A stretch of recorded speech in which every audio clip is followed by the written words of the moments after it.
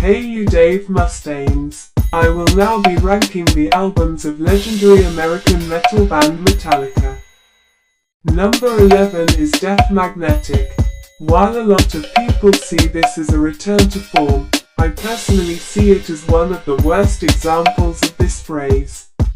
Yes, the band did return to the style they are known for, but they did with horrible production, mostly lackluster material and some of the most generic lyrics in metal. There are some good moments, but they are few compared to their other albums. A bad casualty of the loudness wars. Number 10 is Saint Anger. When it comes to bad production, this album is what usually comes to mind.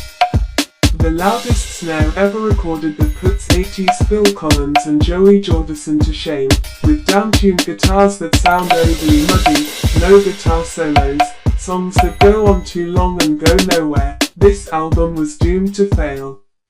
But I kind of respect it. It was a very odd left turn that has some great nuggets on it.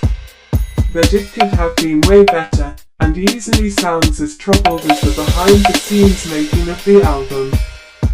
Number 9 is Load.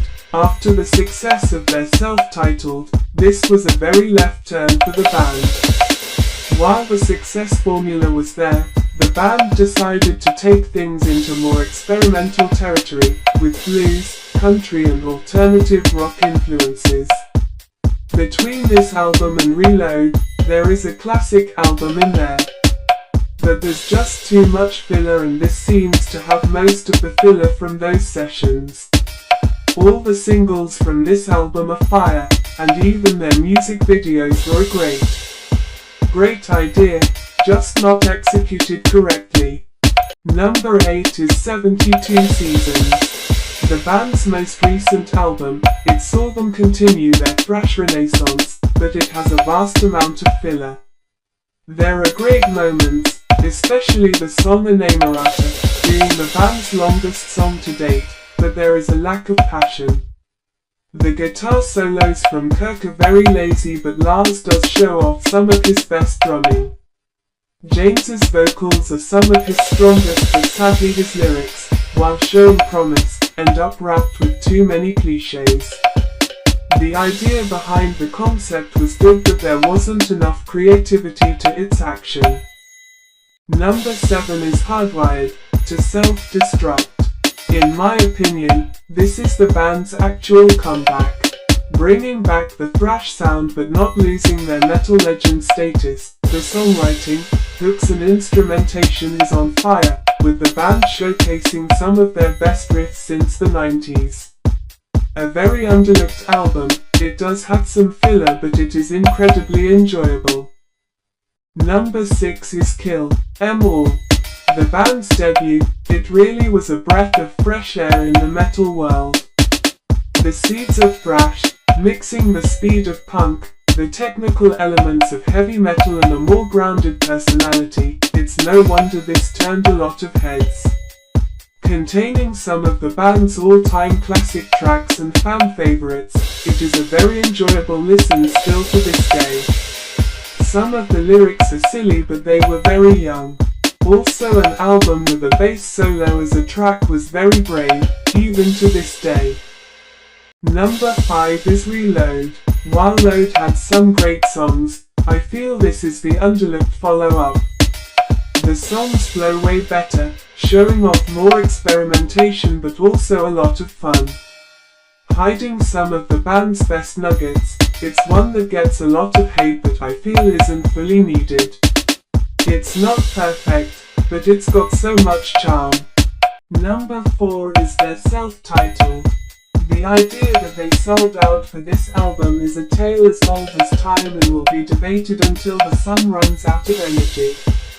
Yes, they did streamline to a more acceptable sound, but they were getting overindulgent with the progressive elements, and a change was needed. Groovier than before, almost reflecting the change Pantera made at the time, the riff was more important than the overall journey of the song. There is more intricate arrangements even within the song's strophic structures. The album tracks are fun while the singles are pretty much fire. Possibly overplayed, but it is basically the thriller of metal. Number 3 is Injustice for All. The band's most progressive album, it saw their songs become longer and more expansive. The guitar sound is heavier, and riff-wise at times it compares to the early death metal at the time.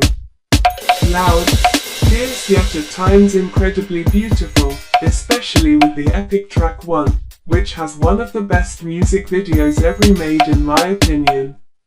The lack of bass is petty and a massive mistake for the band, but it does give the album a certain metallic feel.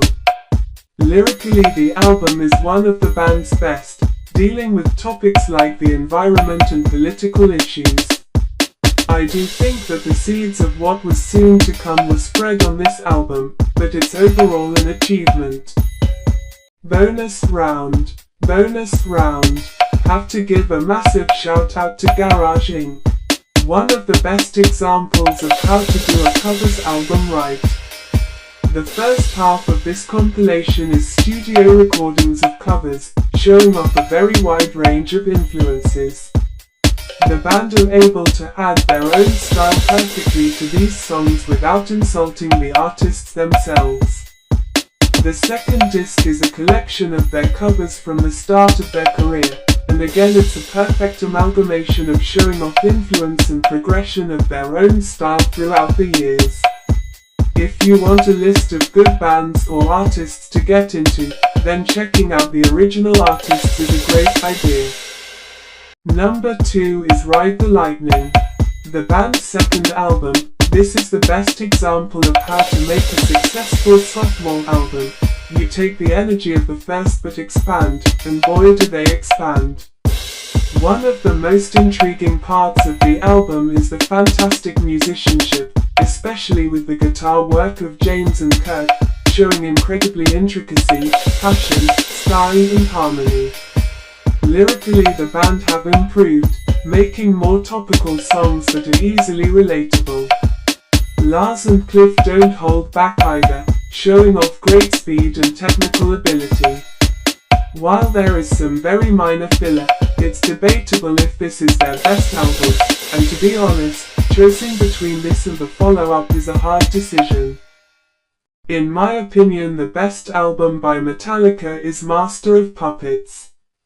The ultimate culmination of the band's sound, taking what they did on their sophomore release, but adding in a more progressive element to the songwriting, it made the tracks feel like classical pieces rather than just metal songs, really pushing the boundaries of thrash and metal in general. Each song has its own unique characteristic and stands out with fantastic musicianship and performances throughout. Very much a period where everything went right for the band before tragedy struck and Cliff Burton was taken from us. It gets a lot of praise, and it's all well deserved. Thanks for watching. Recommend me another band to do this with, or else I'll make you go for a drive on a bus in Sweden in the winter at night.